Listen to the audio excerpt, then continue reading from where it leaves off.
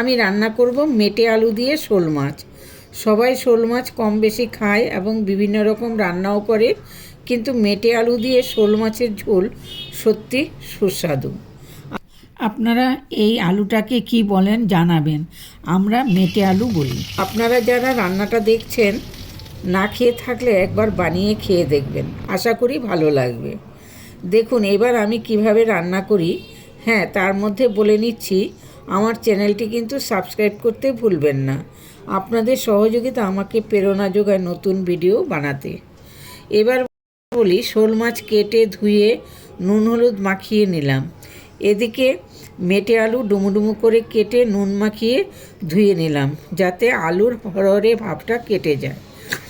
তারপর গ্যাস জেলে কড়াইতে সর্ষের তেল দিলাম।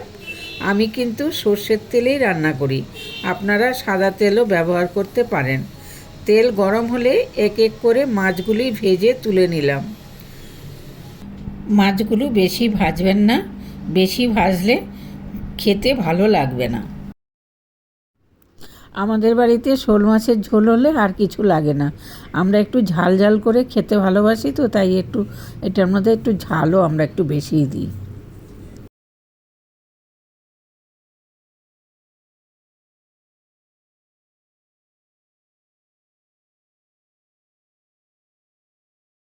জিরে তেজপাতা ফোড়ন দিলাম। ফোড়নটা একটু ভাজা হলে মেটে আলুগুলো দিয়ে দেব। আলুটা নুন হলুদ দিয়ে একটু ভাজা ভাজা করে নেব। আলুটা ভাজা হয়ে গেছে, এবার এক এক করে মশলা দেব। প্রথমে হলুদ দিয়ে একটু জল দিয়ে দেব, তারপর একটু নাড়াচাড়া করে তারপর ধনে গুঁড়ো লঙ্কা গুঁড়ো দেব। ঝালটা আপনাদের স্বাদ মতো দেবেন, আর স্বাদ মতো নুন দেবেন।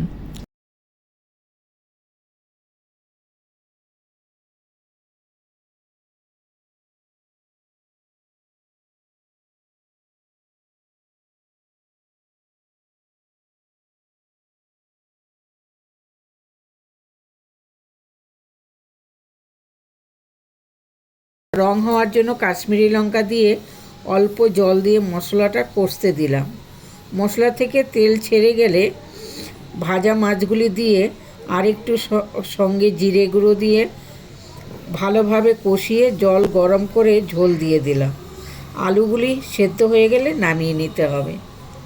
এই জলটা এখানে আমি গরম করে নিয়েছি। ঢেকে ফোটাবো যাতে আলুগুলো ভালোভাবে সেদ্ধ হয়ে যায়। দেখুন ঝোলের রঙটা কি সুন্দর হয়েছে দেখতে। গরম গরম ভাত দিয়ে শোল মাছের লাল ঝোল খেতে দারুণ লাগে। এই একটা তরকারি দিয়ে খাওয়া হয়ে যায়, আর কিছু লাগে না। এভাবে আমার তৈরি হয়ে গেল মেটে আলু দিয়ে শোল মাছের ঝোল। আপনাদের যদি আমার রান্নাটা ভালো লাগে, লাইক ও শেয়ার করতে ভুলবেন না, এবং কে কোথা থেকে দেখছেন কমেন্টে অবশ্যই জানাবেন। আজ এখানেই রাখি, আবার দেখা হবে নতুন কোনো রেসিপির সাথে। ততক্ষণ আপনারা সবাই সুস্থ থাকুন, ভালো থাকুন। নমস্কার, টাটা, বাই বাই।